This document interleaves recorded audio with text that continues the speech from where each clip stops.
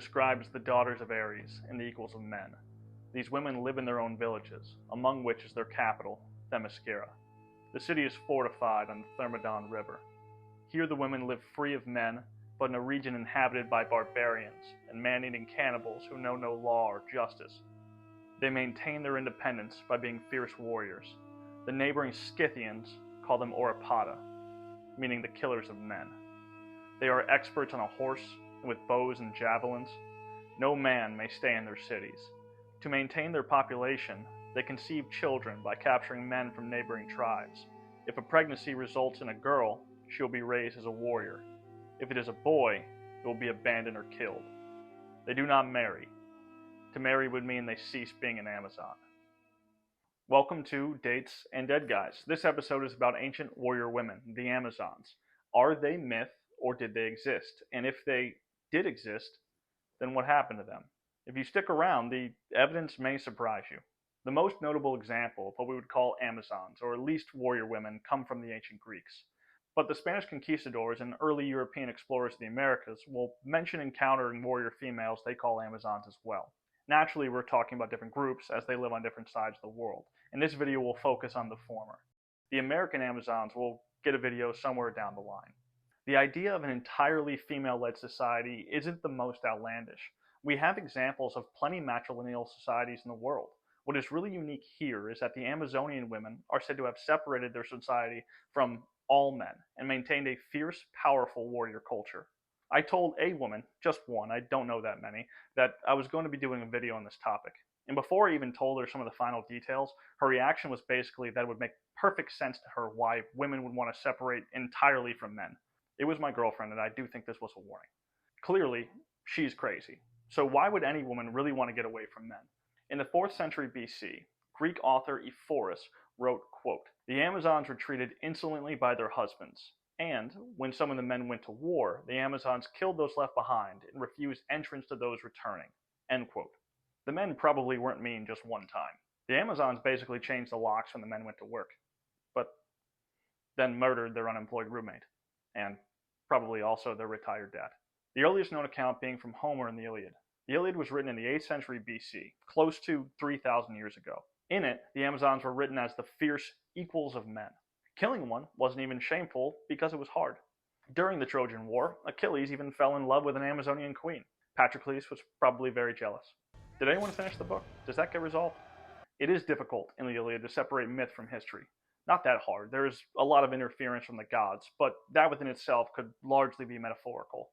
Did Apollo make your arrow fly true, or did your arrow fly true and then you later credit Apollo? This is the issue with a lot of ancient Greek writing. There is a unique combination of history, myth, and storytelling that makes determining what is real very difficult. Regardless, many historians are at least open to the idea that a Trojan War did in fact happen. So maybe in the stories passed down to Homer, the inclusion of warrior women was based on fact. And the Amazons show up several times elsewhere in the mythology. In one version of the Theseus myth, he kidnapped an Amazonian named Antiope, the sister to the queen Hippolyte. The Amazons, in retaliation, attacked Greek cities, including Athens, and in a grand battle for the city, the Amazonians lose and those that are there are killed. A lot of the mythical depictions look a lot like this. A horde of Amazons take on a mythical hero or villain or army. They fight bravely, but in the end they lose. Zack Snyder will follow that legacy in Justice League when he has Steppenwolf slaughter all of them.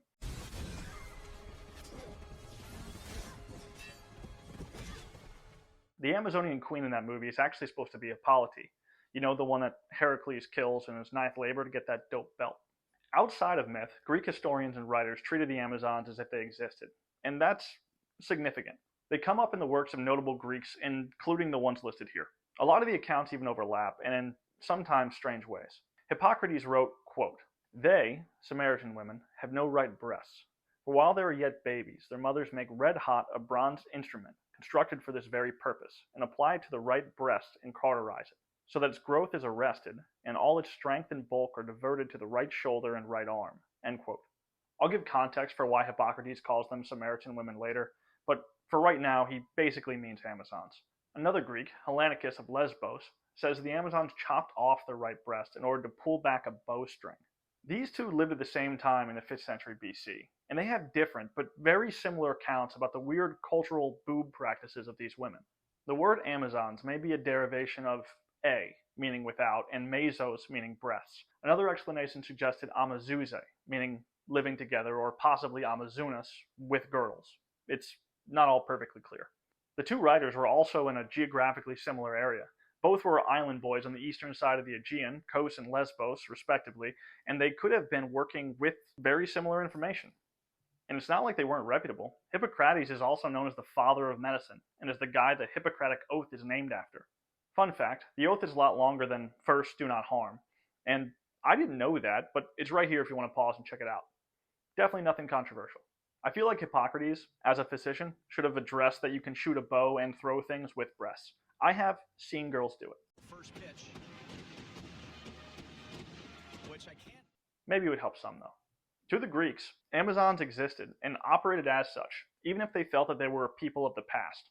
All over Greece, but especially in Athens, they essentially became pop culture, and were often depicted in art and on pottery. It's weird, but they were kind of like the Athenian version of vampires in our culture.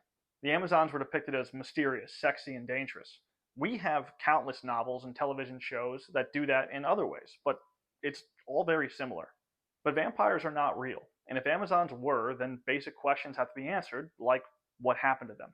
Some hints are provided by Herodotus in the Histories from the 5th century BC and from modern archaeology.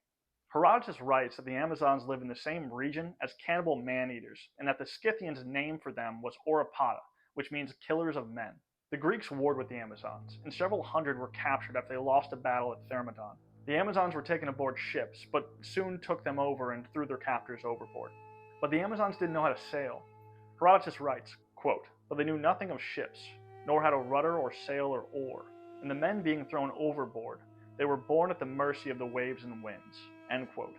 They come to the cliffs of the Mysian Lake, where free Scythians live. Here, the Amazons find horses. They stole them and started to use them to raid the surrounding lands. The Scythians assumed their land was being raided by men and gathered to meet the intruders in battle. The Scythians won the fight, but upon inspecting the dead were shocked.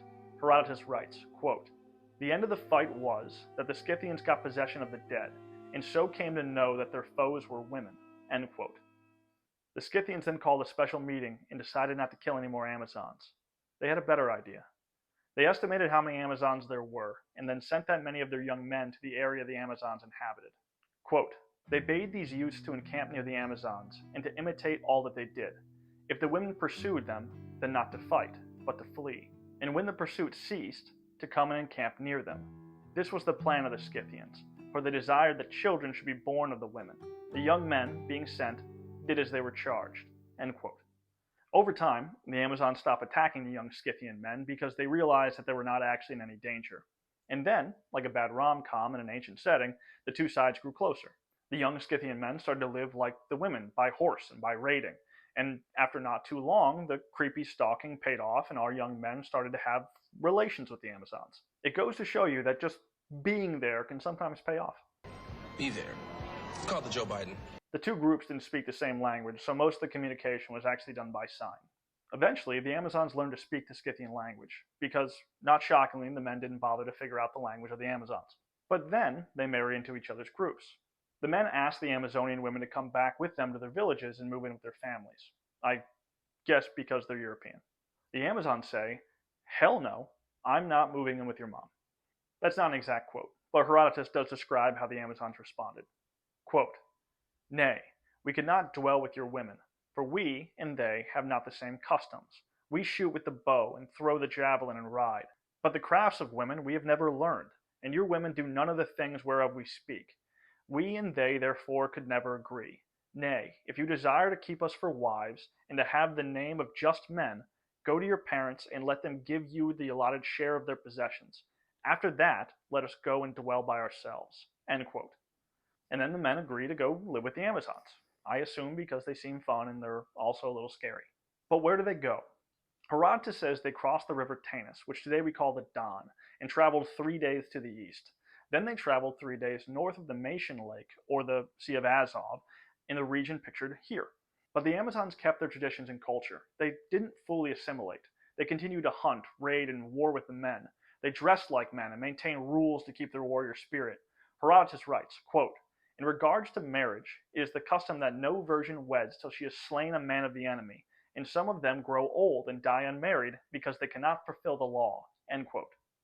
They all speak Scythian, but from here on out they're known as Sarmatians. It would be easy to write off the claims of Herodotus if they weren't supported by archaeology. In the 1990s, mounds were excavated by a team of American and Russian archaeologists outside of Pokrovka in the southern Ural steppes near Kazakhstan. Hundreds of graves are discovered that are over 2,000 years old, many of them women who were buried as warriors and with weapons. One article from the Smithsonian, written by Amanda Foreman, describes the find. Quote, "One young female, bow-legged from constant riding, lay with an iron dagger on her left side and a quiver containing 40 bronze-tipped arrows on her right. The skeleton of another female still had a bent arrowhead embedded in the cavity. Nor was it nearly the presence of wounds and daggers that amazed the archaeologist.